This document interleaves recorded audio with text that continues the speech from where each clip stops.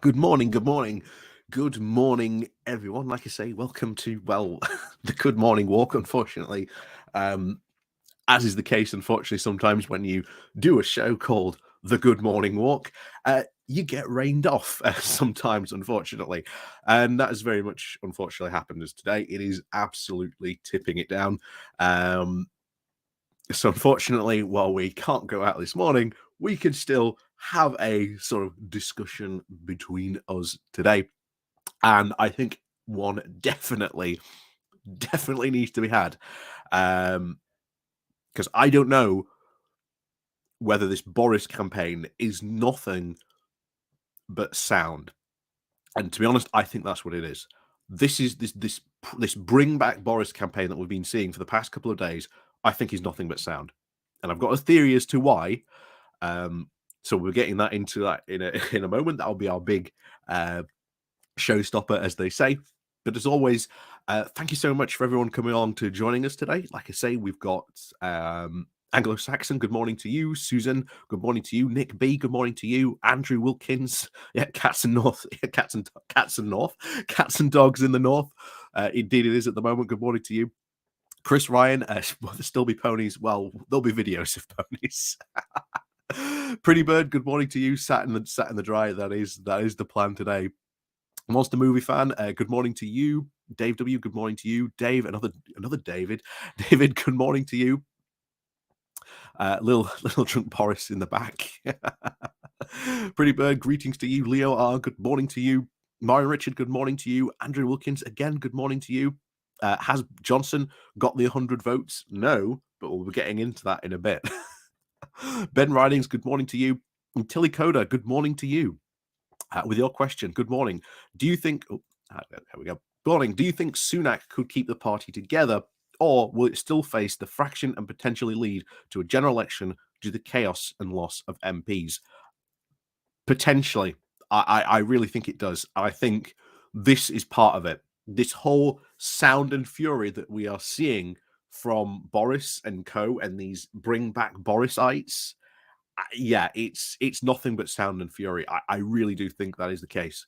I don't think he has the backing anymore, and he's certainly not as popular as a lot of other MPs have been trying to make out for the past couple of days. That is for certain. Dream Dancer, good morning. Yeah, funny walk. Yeah. Like I said, unfortunately, we've been rained off today, so yeah, we can't venture outside today, unfortunately. Catho G, good morning to you. David, good morning to you. Chris Ryan, I think I already said good morning to you. Paul, good morning to you, but good morning to Chris again as well. And Jack Titanic, good morning to you. So let's go diving into this. Let's game this out. So you're Boris Johnson, and your predecessor, or your successor in this case, has completely and utterly imploded in a matter of days. Spectacular so. And I do not think that Johnson was expecting Truss to go this quickly. Why? Because he was on holiday. He was over, I think, in the Dominican Republic somewhere, having a holiday. Because if he knew that Truss was going to go this fast, there was no way Johnson would have not been here. I guarantee you, Johnson would have been here. He would have been trying to rally his support and get himself back on the ticket. Johnson would have cut his holiday short a lot quicker if that had been the serious case for him to become PM again. Now, why, if you're a Boris supporter, do you suddenly want Boris Johnson? Well, think about it. Most of these ultra Borisites are heavily backing Truss's economic plans, the Trussonomics, because they're all these free market fundamentalists. And you saw Truss try to sell their plan, and it failed spectacularly. So who's the only guy you think can now sell your ideas back to the public. It's Boris Johnson. But here's the thing. Boris can't get back in. Boris doesn't have the backing. Just this week, we saw, I can't remember which MP we were covering, but said, look, Johnson really only has about 40 core support from his MPs. 40. So he hasn't got the numbers. Remember, on Monday, there's the vote, and you need at least 100 to be on that vote. As of today, we've had, I think, 120 something MPs come out in publicly support for Rishi Sunak. So we know Sunak's on the board. Mordaunt only had about 20. So I do not think she gets on. I don't think she gets on it. But we've had news today that Sunak and Johnson have been in talks. So just as the moment was asked, well, can Sunak unite the party? Well, if Sunak wins by himself,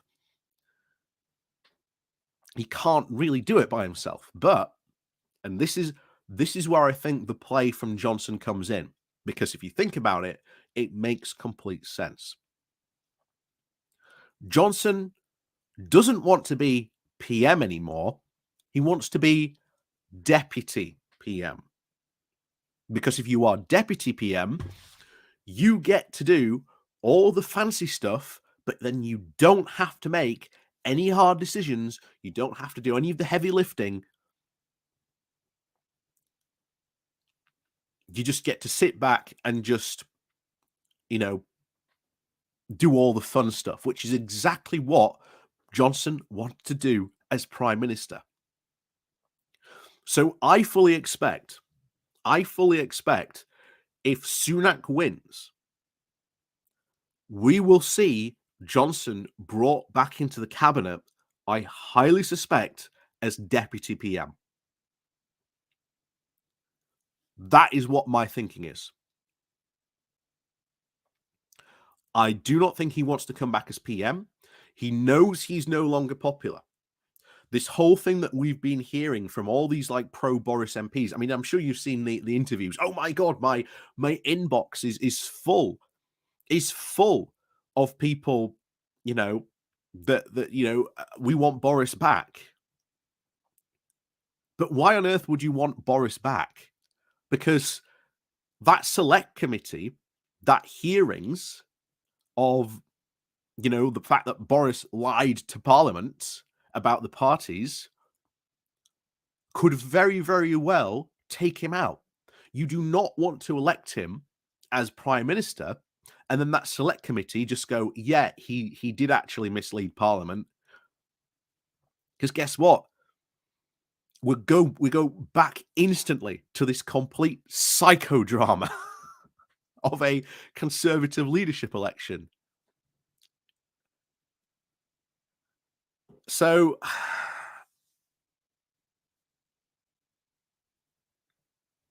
that's it.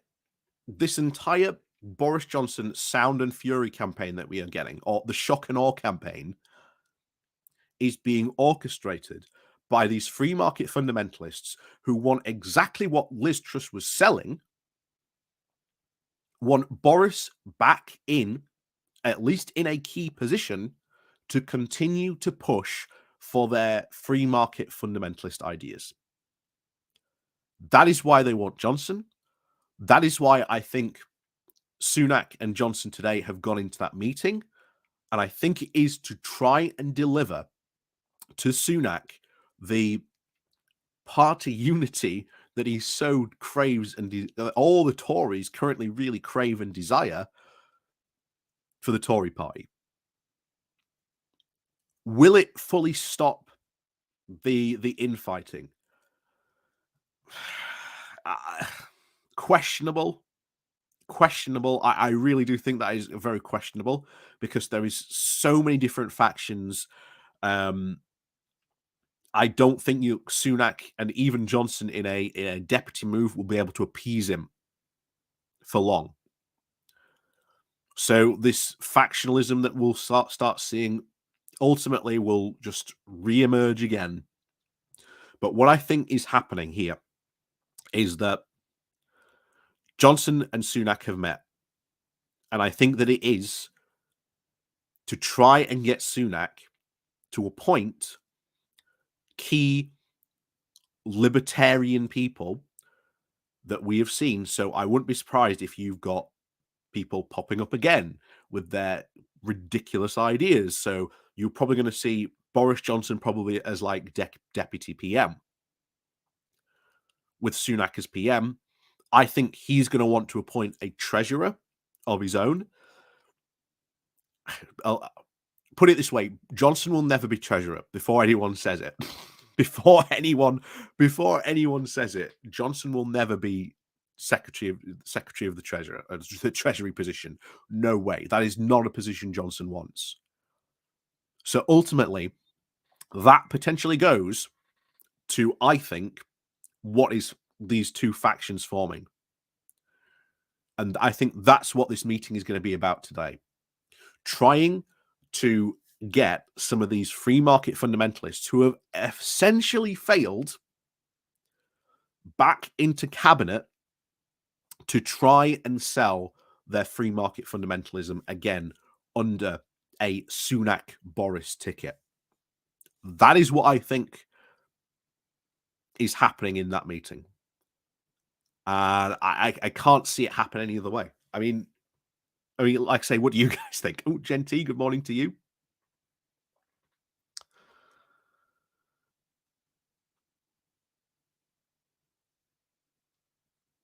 Yeah, Bozo for treasurer. Boris's home secretary? No. Here's the thing. Boris does not want a job that gives him any responsibility. When Johnson was prime minister, how many stories was it of he would not make decisions? The cabinet meetings were complete chaos because he couldn't lead them. It was just a complete disaster. What Johnson desperately wants is a position where he can act and he can get all the bits of glory, but he wants none of the responsibility. And that position is deputy PM. So I absolutely think that this entire campaign is for really two reasons. First of all, to get Johnson in as deputy PM. Once Johnson is in as deputy PM, I think the idea is for these free market fundamentalists to try and sort of recoup or at least recover from their failure and try and drag some of them, these complete and absolute no-hopers, back into the cabinet. And if Sunak falls for this, this will damage his administration, because who are going to be the problem children in that administration? It's going to be all the Boris selectees. Boris will be very fine and happy because he will sit in the background, do all the cheerleading stuff that he wants. But meanwhile, you might get, I don't know, maybe Suella Braverman comes back in some way, shape, or form. And she continues to absolutely fail. There's so much stuff that these complete and absolutely no-hopers, these talentless hacks, as they got called, continue to do stuff. And just to show you, we've got to show you this because this was absolutely fantastic.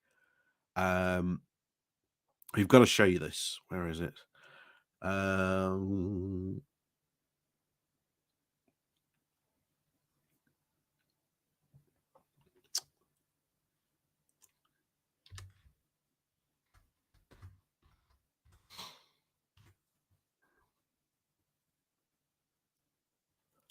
This is it.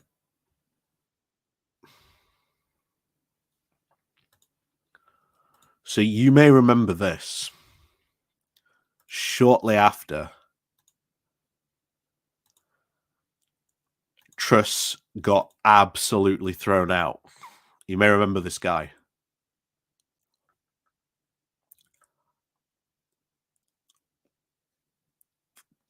I make no bones about it that there is a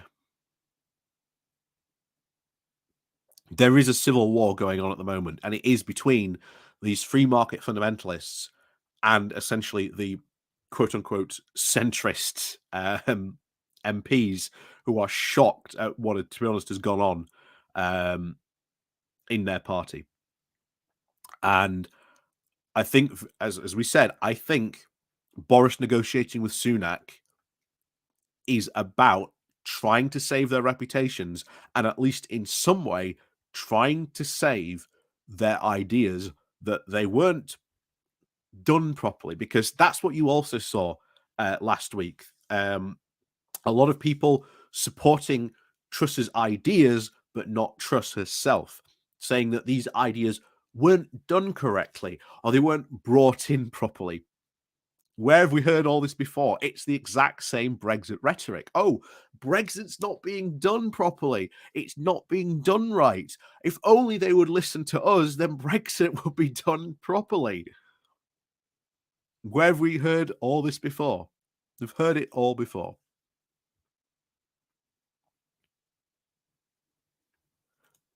Yep. True, he hates responsibility in work. It was the only big office of state that I can think of with all the kudos and status. Foreign Office is too much work, and Sunak would want his own chancellor. Yeah. Sunak wants his own chancellor. That is a given. It's how many of those Tories can Boris drag with him? That's the key. And that is why I think you are seeing this shock and awe campaign. Because what they are trying to do, I believe, is trying to say, oh, look, Boris has got the numbers. Boris, if he goes to a membership vote, he wins. That is what they are trying to put forward to Sunak. That, oh, if only you would let Boris be your deputy PM and so on and so on and so on, be in these positions, then Boris won't run against you. Because the threat will be to Sunak that if he runs against you, you lose. And if I was Sunak and I had that massive, as we've already got like a massive public, support from many MPs. He's got 120 something at the moment MPs backing him. He has the support. The only fly in the ointment will be if Boris runs and then Boris comes in and he brings in that level of support from the Tory membership who, for some bizarre reason, really, really want Boris.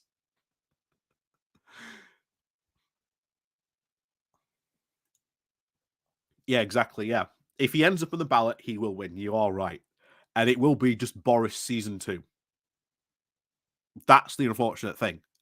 And the thing is, this time around, the UK is in a drastically different situation. Because Boris's, bumbling and big, playing up the showmanship that he has will not fly with a UK that is going through a cost of living crisis, that is going through an energy crisis, and that is really, we're in a recession.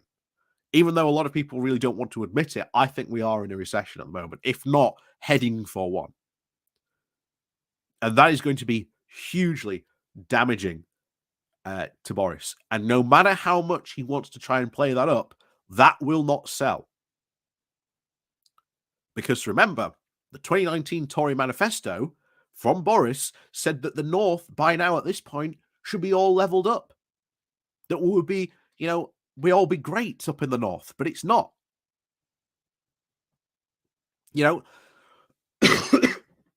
I will tell you this to you now. If you think there is chaos in Westminster, then I challenge you this. If you want to see some real chaos, come up north and try traveling around the North by rail. Because you will see some real chaos. That is what the situation really is up in the north. But anyway, before we go to this video, I'm just going to blow my nose because I've got since I went to Dublin, I've come back with a cold.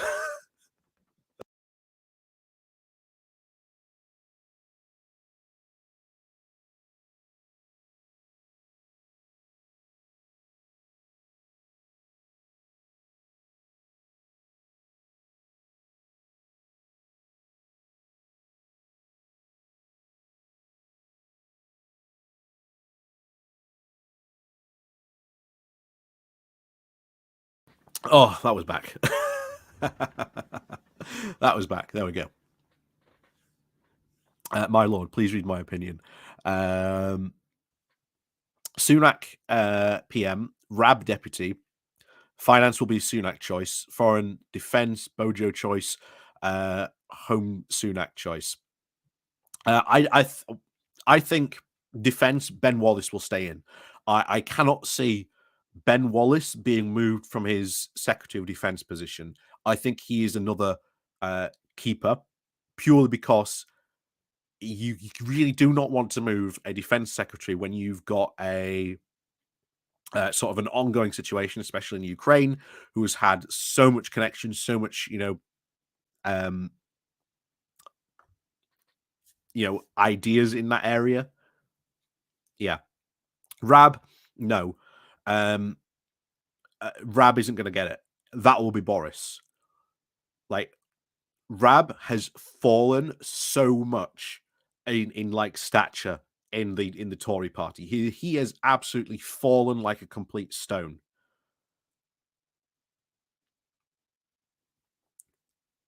Like he's not coming back. The deputy position is Boris's. That is Boris's to take. Because I think that's what we're going to see. If Boris does not run on Monday, if we do not get that announcement on Monday, then there has been a deal done today, or we will hear of deals being done today.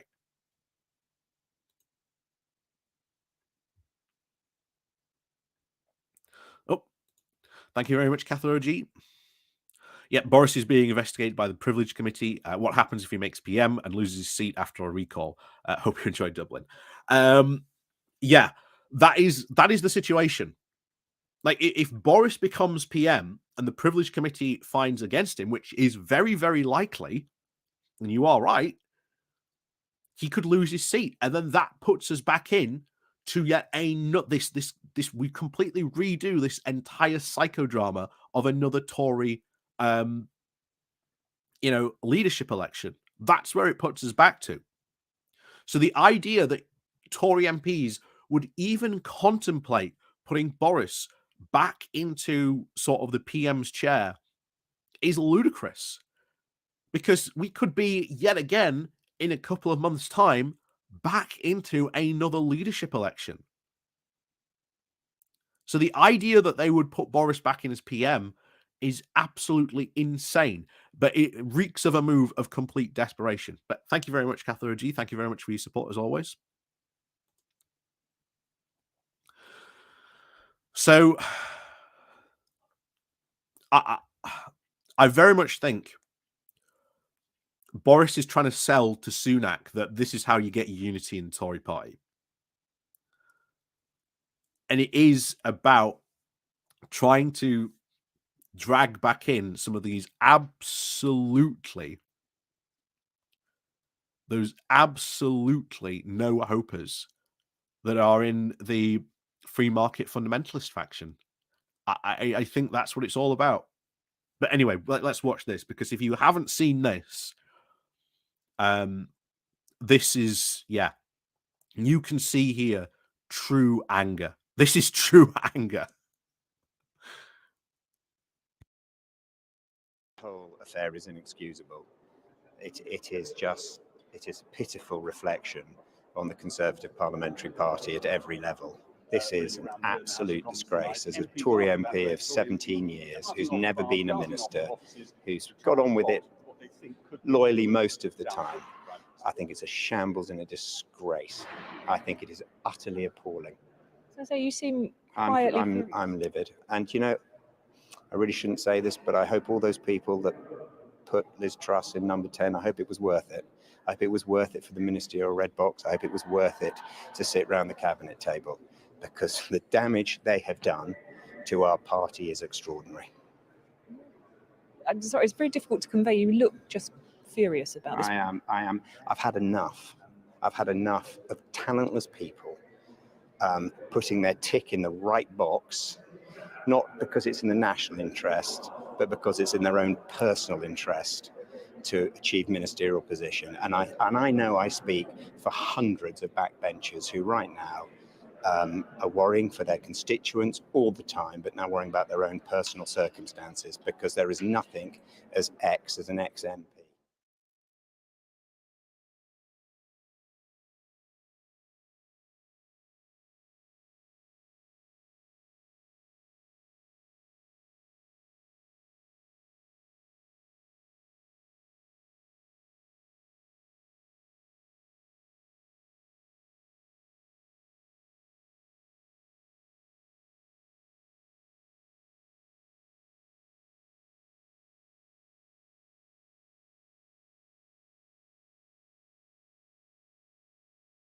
There we go. Yeah, we go. Yeah. Remember to put myself back on. Remember to put my microphone back on. That would help. So what you saw there was the face of pure anger from a Tory MP. And the expression, you can see the anger on his face. You can tell he is angry. And I really do believe him that there are a lot of MPs who are sat on the back benches who have gone, why on earth has Suella Braverman got that position? Why on earth is so-and-so in that position? They're completely talentless. They've got no hopers. Why on earth would you put them in that position? And the thing is, on the Tory backbenchers, there are talent. There is talent. Oh, so Larry the Cat, we have been graced. We have been graced by the presence of Larry the Cat. So thank you. Thank you, Sir Larry. But the anger you see on his face it's beautiful. You can just drink it in. And I think this goes back to what my whole theory is to why Boris and Sunak are meeting up today. The whole idea is to put a sense of, if you do not allow me into your cabinet, I will ruin your leadership election, your leadership run, because I will win. That is what Boris is putting forward. That is what this whole, again, and I will put it forward, what is being put forward by these Boris Johnson people is nothing more than a shock and awe campaign. The shock is that you could have Boris as Prime Minister again. And then the awe is that there are Tory MPs, still contemplating the fact that that is a good idea. So I really do think this is what we've been seeing for the past couple of days is nothing but that, a shock and awe campaign to try and convince Sunak to buddy up or partner with Boris. To basically go, look, we'll give you a complete clear sailing run if we get some guarantees. And I think that is what is happening. I think you could see Boris Johnson as deputy. And I think you could see other sort of key figures from the free market fundamentalist side of the party being brought into some key cabinet positions, because they still want to pursue the Trussonomic agenda. They want that free market fundamentalism. They want that right-wing libertarian ideas that Truss was more than willing to push. Yeah. So replacing lettuce with the slug then, pretty much. Pretty much. But if there isn't a deal and Boris does run, does he have the support? Does he have that 100 MP support? I am not 100% sure, but the fact that today you've got Tory MPs, you know, those pro-Boris MPs going around saying that, oh, yes, Boris has got the support. He's got more than 100 MPs backing him. It's part of that shock and awe campaign. Oh. Question. If a deal is struck, the 1922 will not reveal counts. You've got to anyway, because we are in a leadership contest, and the threshold for getting onto that ballot is 100 MPs. So we will see that. We will see that count. If a deal does get struck, regardless, what will happen is that on Monday there will still be a ballot election, because they've, you know, Sunak and maybe Penny Mordaunt, because he's still in the running, has got to prove that, yes, I do have that 100 MP backing. So there will still be a reveal of the count, essentially. That is what is going to happen. Yeah. Who's going to live stream a Red Onion if Boris becomes PM? Who will last longer, Red Onion or Bojo? Possibly, potentially. It's possible. I don't know. Like I say, if somehow,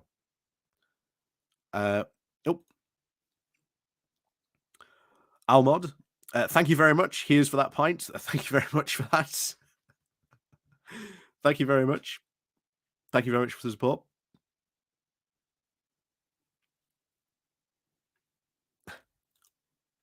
Yeah. Boris, there's a Cobra meeting. Bugger off, I'm sunbathing. Boris's new leadership campaign. I'm on the next plane home.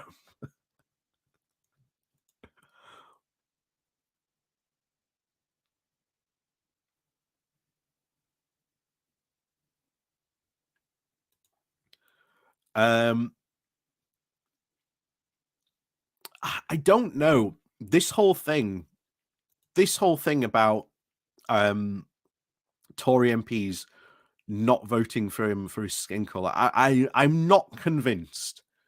I'm really not convinced by that argument, because I haven't seen any arguments by Conservatives that has been a thing that they've been convincing about. I'm not convinced by that argument. I think the reason why Sunak lost was because he told the Tory party what they did not want to hear. That they were going into a time of deep economic troubles and worries, and that was not what the Tories wanted to hear.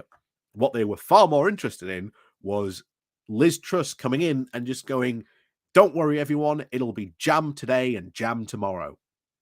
That is what she offered. And she offered that right from the start. And I think that is what the Tories wanted to hear. It's why they put in Boris. It's why they put in Truss. My lord, Sunak should not accept the deal. If Sunak wants an easy run, if Sunak wants Boris like out of the way, he might accept the deal. But then, of course, you've got the problem is you don't get to fully pick your cabinet. And of course, that will come with its own pitfalls as well.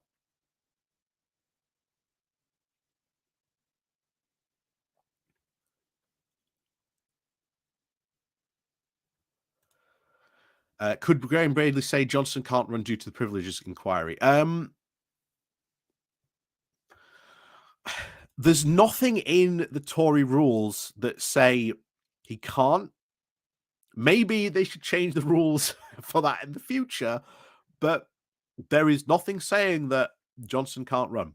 Even Graham Bradley can't come out and say, you can't run. So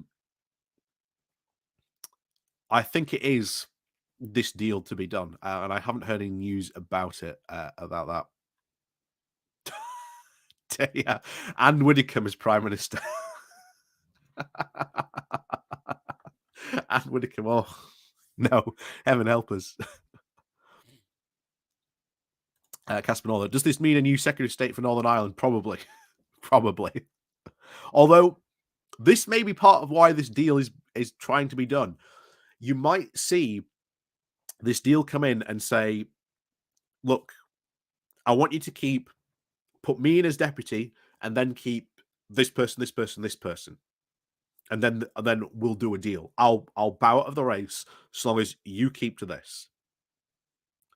That is what could happen. So I think it will be about trying to keep certain people in key ministerial jobs or putting people in key ministerial jobs.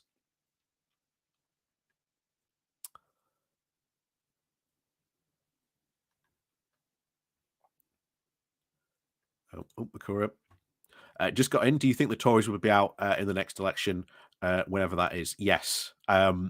If you look at British political history, whenever a party has basically completely dropped the ball on the economy, historically what tends to happen, they lose the next general election. That has always been the case so far. So it doesn't matter if the next general election is in like January of 2025, which I think is the latest they can have it. It doesn't matter. They're gone. Well, they're gone, because whoever comes in has to probably really lean in to like austerity. And that isn't going to fly. That is not going to fly with the British public, because they are really going to have to go hard in austerity. And we've already had 12 years of Tory austerity. Do you think the British public are going to want another 5 years of that? I don't think so.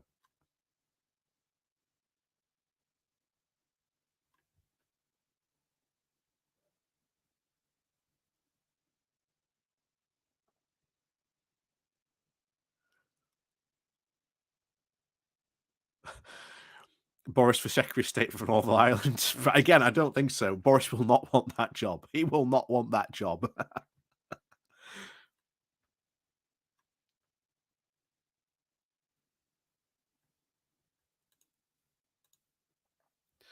Oh God, the last one was only there for about a month. I hope Steve Baker gets a new job. That'll be the hope. I think that'll be a hope for a lot of people, that they want some of these people gone, because why some of them are in this job? Well, sheer luck, as essentially I think is the case. Sheer luck. That is the case. That is what we can hope, that he does get suspended by the Privilege Committee. And once he's gone, he's gone. Hallelujah.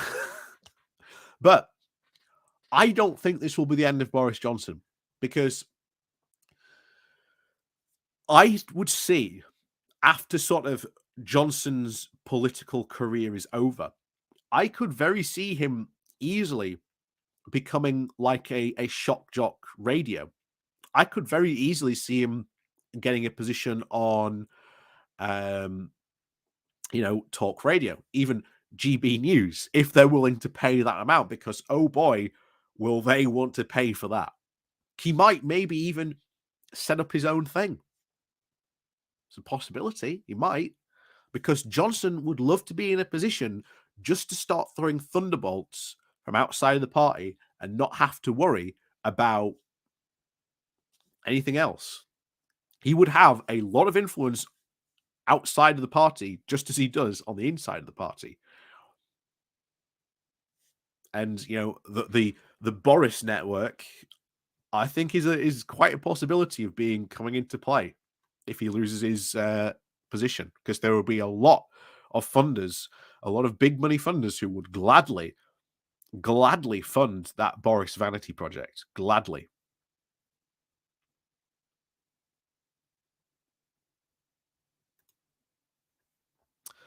Army of Lime. Johnson's starting his own podcast. I don't know. He doesn't seem like the tech guy, but TV or radio, I can see that. The thing is, if these big money donors give him the money, he doesn't need to be the tech guy. He can just, he can just hire someone to do the tech for him. That'll be the point. He hires someone to do the tech for him, and then they fly. But I can see him doing that, because that will give him a huge amount of influence outside of the party. Do not think that Boris will not be able to draw big Tory names into his sort of podcast office and get them to agree with him and all kinds of stuff.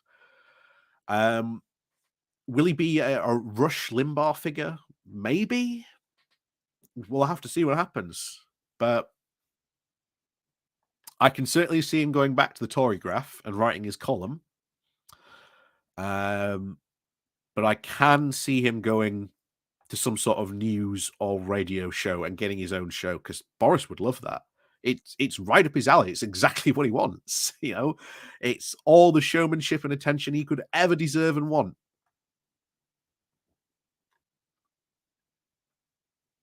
Yeah.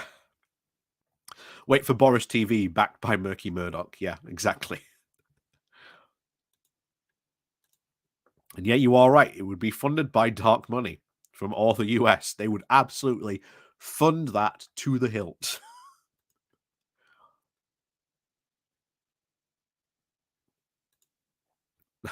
Boris podcast would be Alex Jones 2.0 on steroids.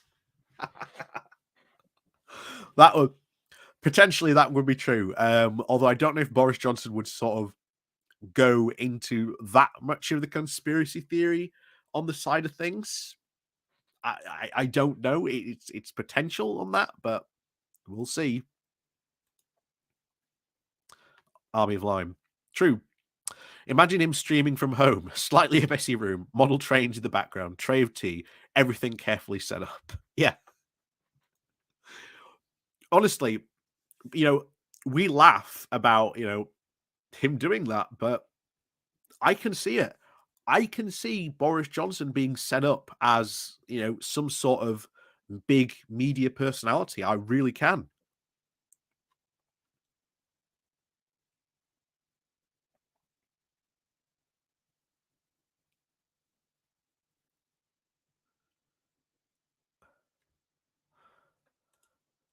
Yeah. Let's see how Uncle Vlad does in Russia. Bojo may be recalled back to Russia yet.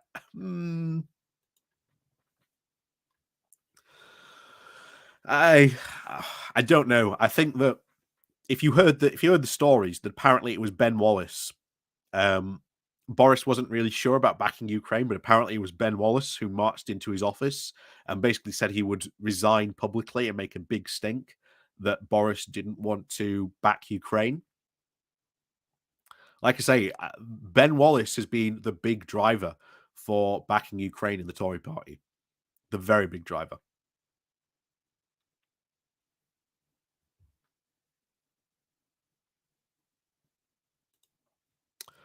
Oh yeah, we forgot about that. Yeah, Bannon's being got his sentence soon, hasn't he?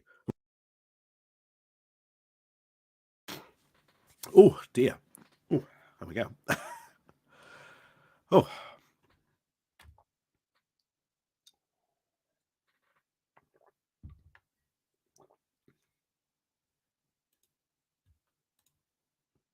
Yep.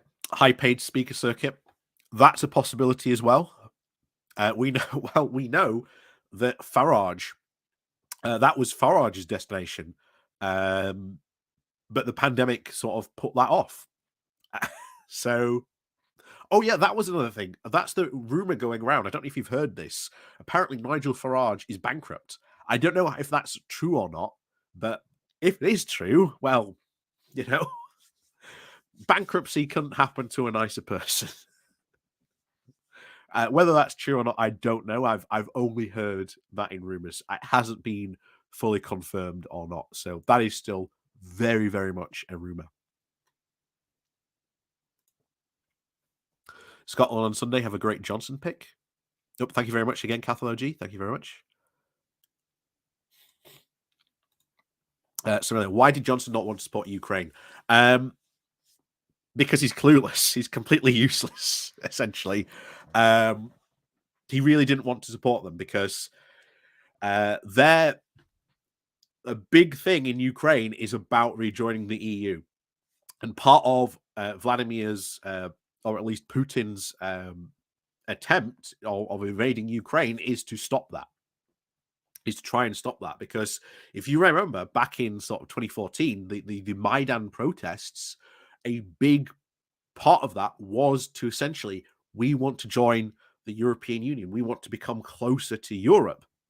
But Putin had been trying to influence sort of Ukraine politics for years to try and drag them back into Russia. The deal that was about to be signed before Maidan happened would have essentially made Ukraine completely economically dependent on Russia. And that was part of the Maidan protests, why that all sort of erupted, because they didn't want to be tied like that to Russia. So this whole thing of Boris wanting to support Ukraine, wanting to support a country that desperately wants to be part of the European family, and Boris's whole deal is the UK doesn't want to be part of the European family. And of course, there's more to it than that, but part of it, I think, was just sheer incompetence on Boris's part, that he just didn't want to really join up to it. And I think it is right that he is well known that he has a lot of Russian backers. I mean, we saw it in Parliament where there were MPs going, look, we need to really sanction sort of Russians and make them go, well, who are you going to be? And Boris was very, very much trying to defend a lot of probably his Russian friends by saying, oh, look, what we should be sanctioning is Vladimir Putin, not the Russian people.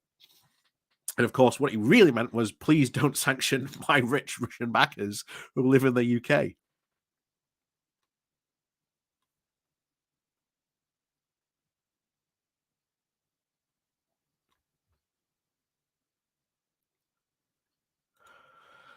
Yeah, I was, when that went through with Jones, oh boy. Oh boy. That was insane when that happened.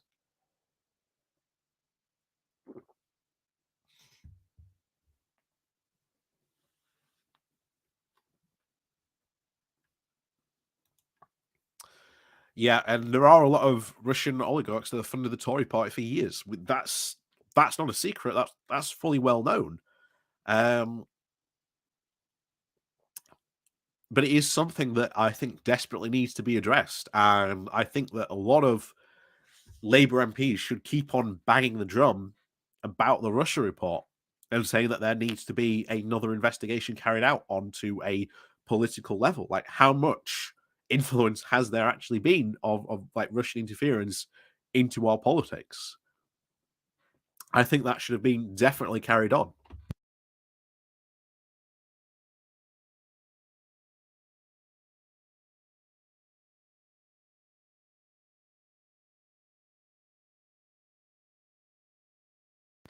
But of course they won't, because it's a key funding point of the Tory party.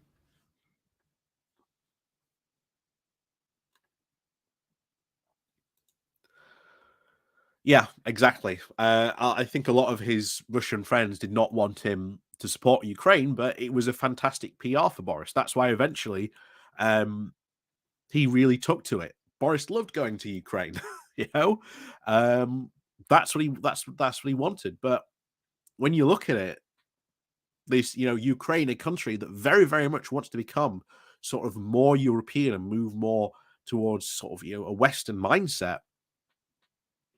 It's bizarre that a country, in control of Boris Johnson, who wants to move away from Europe and almost literally just pull up the anchor in the UK and somehow sail off into the deep blue.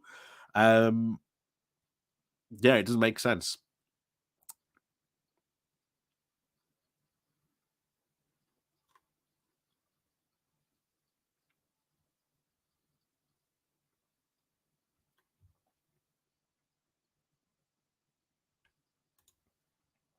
Need to look at removing private donorship from political parties. Yeah, I completely agree with you on that.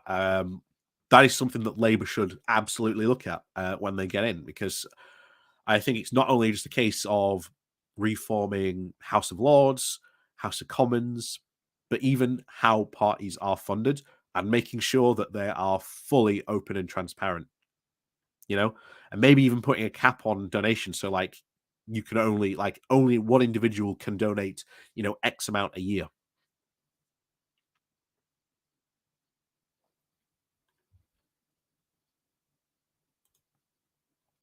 What kind of laws do you have regarding party donations in Finland? They're very, very strict and public. So party donations, if it comes from an individual, they have to be sort of declared up to sort of a certain level. But at that point, it is up to the party that receives the donations whether they want to make who made those donations, public. And the argument has been from the Conservatives for every time this comes up that they don't want to reveal the names of those people who made those big donations. They want to remain anonymous and private. But of course, then comes in the whole transparency agreement of, well, who gave you that amount of money? Why did they give you amount of money? So it does become very, very murky at that point. But then you've got all the things like the lobbying groups, like you've got, the Taxpayers Alliance, or, who funds the ERG. Those parts are very, very murky, and those certainly do, skip and skirt around the rules that certainly do really need to be addressed. We really do need to take on, Tufton Street. Certainly Labour does in a very big way.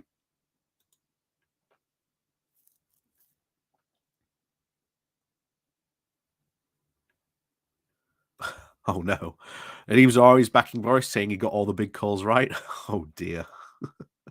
Wait a minute. Didn't the Teams of Ari, like, wasn't he part of the people who said that he was bad and would throw Boris out? wasn't he saying he was bad?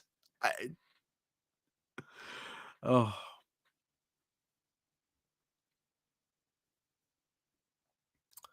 Yeah, Ari Line, we still don't know who funded the Brexit referendum. Yep, exactly.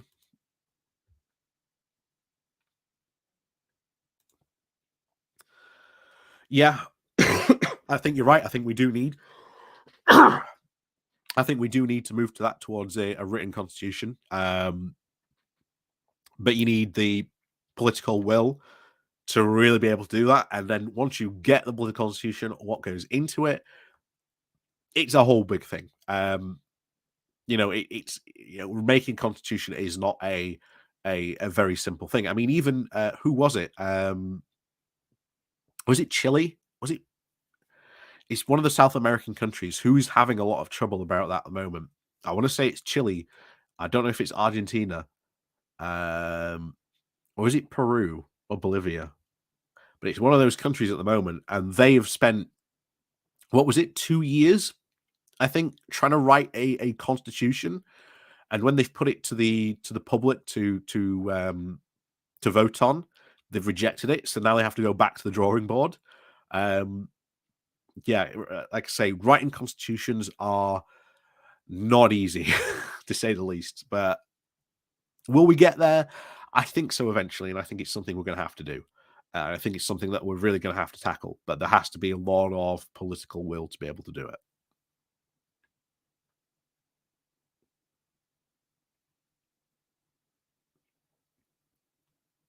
Yeah. Tufton Street need looking into, as well as the IEA, the Institute of Economic Affairs, Taxpayers Alliance, European Foundation, GDP Global Warming Policy Foundation, Migration Watch UK, the New Culture Forum, Centre for Policy Studies, Civitas Global. Yeah. Exactly. When you really start to look into how many of these lobbying groups there are, oh my, there are a lot. Yeah, you see just how much they need to be really looking into.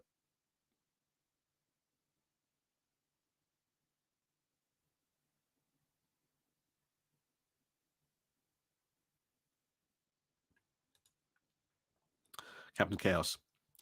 England moving away from Europe was a disaster for us, for the small countries at the EU, because England is the only European power with the legitimacy from history to make a European call to arms. Yeah, I can see that. Also, it was a big disaster for those who were, I've always said it, when it comes to sort of Euroscepticism, there's really two brands, because you've got British Euroscepticism, which is about, we don't want to be part of Europe anymore. We want to be out of the rules. We want to be out of the regulations, because we want to move towards a like free market libertarian viewpoint. And that was always like the English Euroscepticism. But then you've got what I call European Euroscepticism. And I'm sure there are other people who will say, well, there are sort of differences between the different sort of European Eurosceptic brands, and there are. But overall, the big sort of European Euroscepticism is, first of all, real skepticism at sort of closer integration. That is what most of the European Eurosceptics in Europe are against. They've said, we've gone far enough, no further. And that tends to be their call. They're very fine with sort of like the single market and customs union. They're fine with everything else, but they just do not want more closer integration as far as they're concerned. They've gone too far, and too far is enough. They're fine as they are. That tends to be sort of the brand of Euroscepticism. But I know there are even more sort of, different, brands and whatnot. So I know it's not sort of universal, but tends to be, if you look at sort of what European Euroscepticism, that is sort of the common theme that they put forward.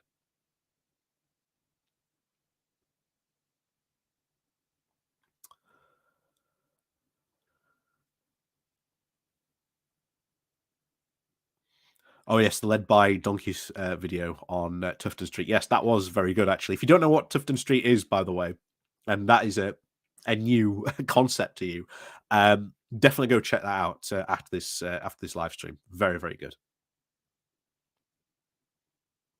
Yeah, that was the other thing as well. The rich don't want to be taxed. That's very true.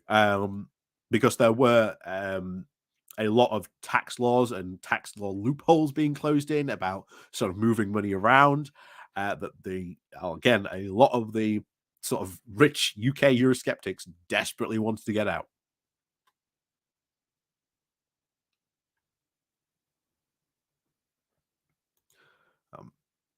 Let's see if there's been any updates from this meeting, because I'm interested.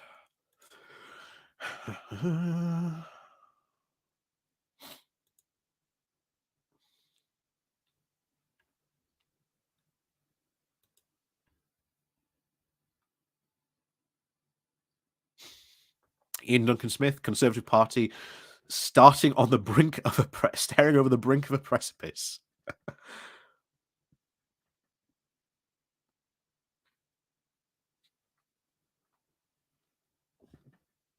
Oh, yeah, an hour ago. There is now no deal between Sunak and Johnson, say the reports. Let's have a look at this. So this is from Stephen Swinford, is claiming an exclusive. Let's see what the full tweet is. So according to this, hang on, let's get this up so you can all see it as well.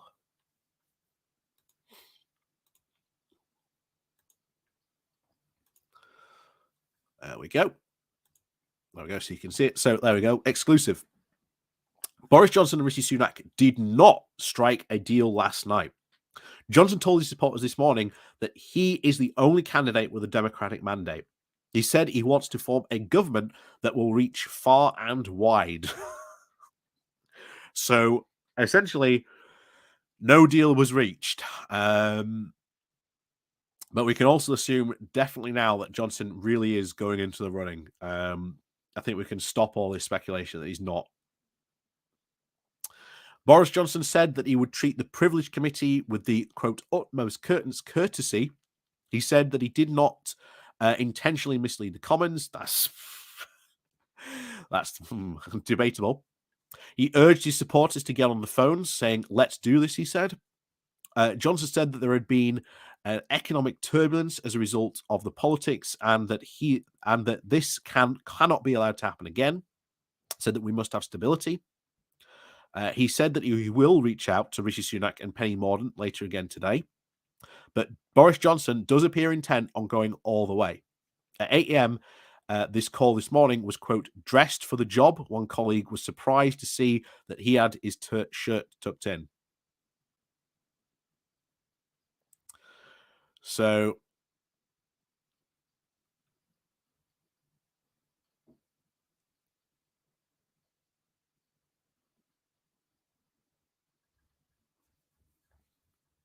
it's on.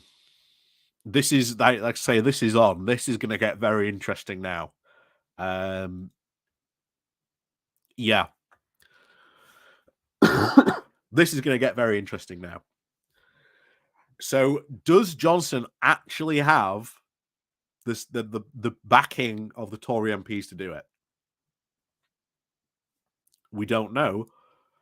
We've seen from other sources, like I say, at the very beginning, we said that there was a Tory MP who said, look, Johnson maybe has like 40 definites and maybe 20 who are like soft yeses. Can he do it? I'm still very skeptical. I still think this is very still much a shock and awe campaign by the pro-Boris people. I think that is still the case. I think this is why he is desperate to reach out to sort of Rishi Sunak and Penny Mordaunt, because if you're Rishi Sunak and let's say you were actually legitimately worried about Johnson being in your race, you would do the deal.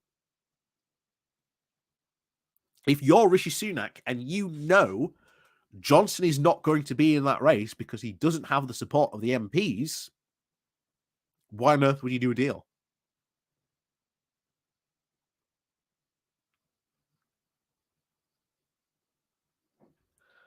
Because I think this entire deal that was tried to be done was about trying to put Boris Johnson into cabinet as well as certain other key figures. I definitely think that what Johnson made a move for today was trying to get that deputy position. I think that's his position that he was on about.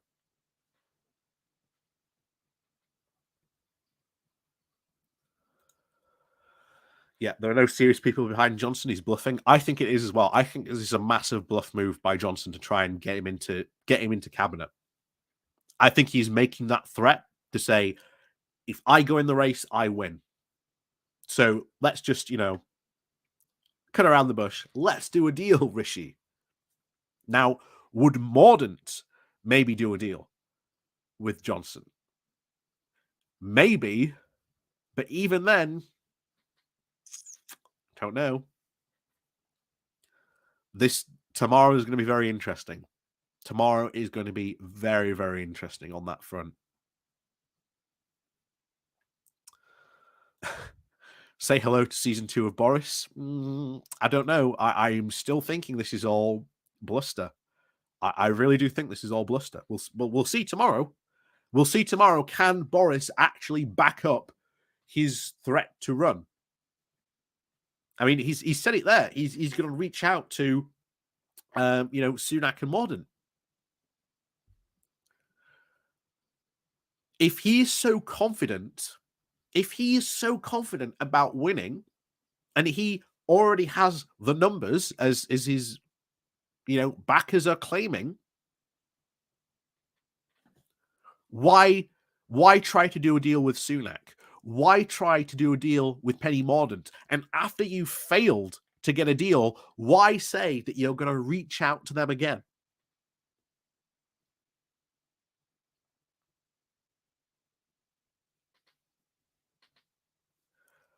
I think this is just all sound and bluster. I really, really do.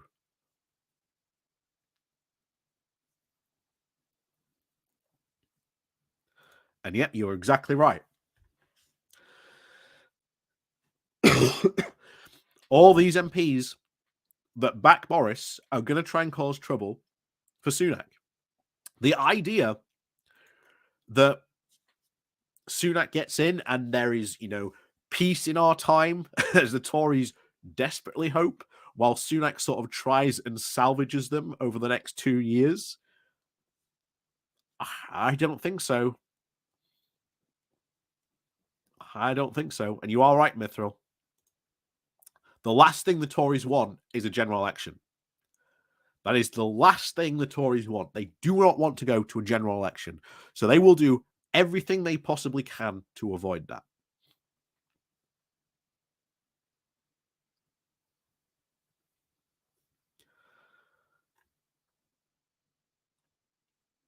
Yeah. That's exactly the point. If you've got those 100 MPs, like Boris claims all his supporters have got, why try to make a deal with Sunak? Why openly talk about trying to make deals? I don't think he has the numbers. Because Boris Johnson is not as popular as he claims he is. You can look at the numbers, his poll numbers. Not only that, if you put him back in, oh boy, oh boy, oh boy. As someone said, season 2 of Boris Johnson, oh my, get ready. Not only that, if the Privilege Committee gets him, which it does much like it might, back we go to this Conservative leadership psychodrama all over again.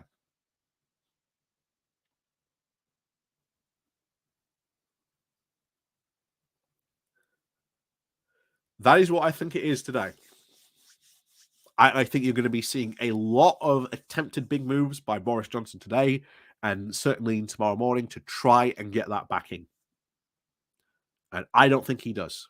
I do not think he has that. I think he's completely bluffing. I think he's bluffing, and I think enough Tory MPs actually do seriously know that putting him back into office would be an absolutely lunatic move. I cannot see them doing it. I cannot see them for a month of Sundays doing it.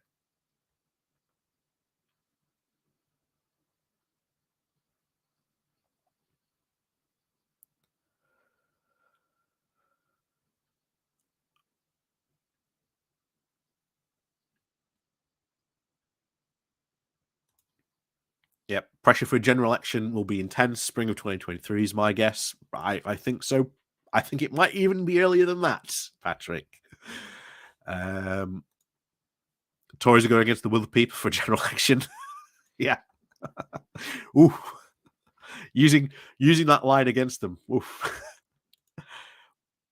Like Bojo is bluffing. He just wants another cushy paycheck. Yeah. And to serve his Rusky overlords from the inside. Sunak would be scared of a GE. He's the Tory party best hope of somewhat trying to unify the party. Yeah. Kirsten Cruz. Isn't there supposed to be only 2 candidates on the ballot of going to members? That's why he needs to get one of the others out. Yeah, I think so. But the fact that you've already got overwhelming numbers, I think Rishi Sunak's like 120 plus something at the moment. He's clearly in the lead. It's like the last leadership election. The Tory MPs clearly wanted Rishi Sunak. And I think there is enough push from the Tory MPs to want Sunak. And we've already heard that they want to change the rules so that if they're ever in power again, that it's not put to the members, that it's only put to them, to the MPs. I think you'll see that rule change happen in the future. There will be at least 100 plus Tory MPs claiming universal credit as they're unqualified to do any other job, except maybe lobbying. That's why they don't want a G. Yeah, exactly. Exactly, Larry. Johnson and Mordaunt both pull out today, Sunak crown tomorrow. Potentially, that's what we could see. So I think this is all sound and bluster coming from the Boris camp. I really do. I do not see if you've already got this support. Well, okay, put it to the test. And I think that's what Sunak's done. I generally think that's what Sunak has done today. I think he's gone, prove it. Because publicly, so far, there is not the support for Boris Johnson. They've only got, I think, about 40, I think, openly declaring, and that is not enough. That is not enough. They say they've got more, but okay, prove it. Yeah, prove it.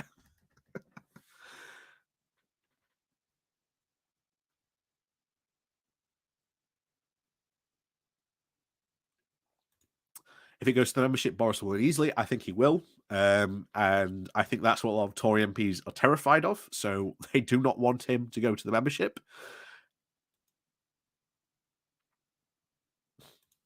This would be an absolute lunatic move. It's never stopped them before. Very true. Sunak just made his candidacy official. Tories will do anything more that will get them into power. Looks like we're getting another election in Northern Ireland. I think the deadline is Friday. I think you probably will be as well. And I think it's not going to change anything. I think the DUP are probably going to come in second again. And they will probably still cause chaos after chaos after chaos. Is what I've been saying for the longest time now. Jennifer, how the members vote? The members are voting electronically.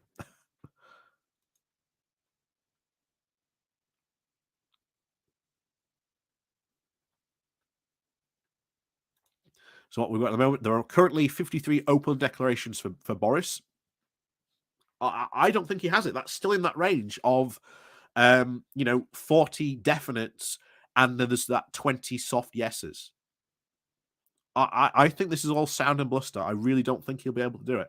If he does do it, that'll okay. I'm willing to be wrong, but I think this is nothing but sound and bluster.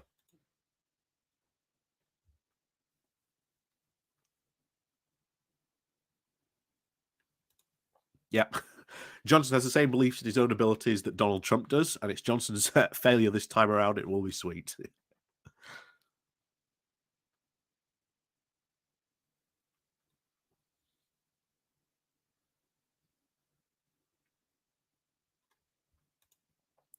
This is what I think will happen as well. If Sunak's selected, it means the Tory members selected wrong the last time. The Tory party might split now. It's not only the PM and minister positions, but also about the budget that you get to shine as minister. I think this is it. I think that's what that deal was trying to be. I think it was put me in your cabinet and also put this person, this person, and this person in as well. That's what I think it was all about.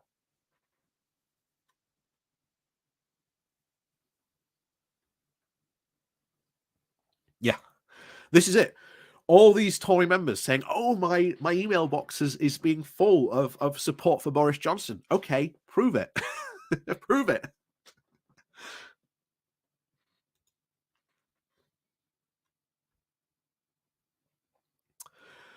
So yes, big moves, big changes today. Like I say, thank you for joining me for the good morning walk indoors today. Like I say, unfortunately, we were rained off today, but that's what happens when you do that's what you decide to have when you have a show that's outdoors. Sometimes you get kaplunked by the elements. But as always, like I say, thank you so much for everyone coming to join me today. It's been absolutely awesome to see you all. Like I say, we'll see what Boris does next. But Monday is crunch day. If anything crazy happens on Monday, maybe I'll go live. So watch out. Like I say, please remember to hit that subscribe button. And of course, if you are subscribed, hit the bell button so you get all the alerts when I do go live or anything like that. And also, thank you very much to everyone for watching. Like I say, please do remember to hit that like and share button on your way out. And of course, down below, there are links to my Patreon page, my off donation link called Buy Me Coffee, Waking Well, Buy Me Coffee. There's the YouTube thank you button as well down below. There's the YouTube subscription where you can join the Pony Club and you get bells, whistles, and whatnot when you join and you sign up to that. So, as always, like I say, thank you very much to everyone for coming and joining me today. It's been absolutely fantastic, as always, for you to come along and join us today. As always, HK, what a time to be alive. Exactly. So have a fantastic Sunday, guys. I'll be keeping a close eye on what happens today, so you maybe get some extra videos today. Ooh, who knows? But it's Tory leadership contest time. As you know, last time I covered the Tory leadership contest, I was covering it very heavily. It's been interesting, as they say. But as always, thank you very much, guys, for coming along and watching. It's been absolutely fantastic having you. Like I say, remember to hit the like and share button on your way out. Like I say, comment down below. Let me know what you think about my ideas. Is this really just all sound and bluster from the Boris campaign? Does he really have the numbers, or is it just a play for Sunak to try and drag him in? I think that is the play that Boris is going for. But as always, thank you very much, guys, for joining. And of course, we'll see you all next time.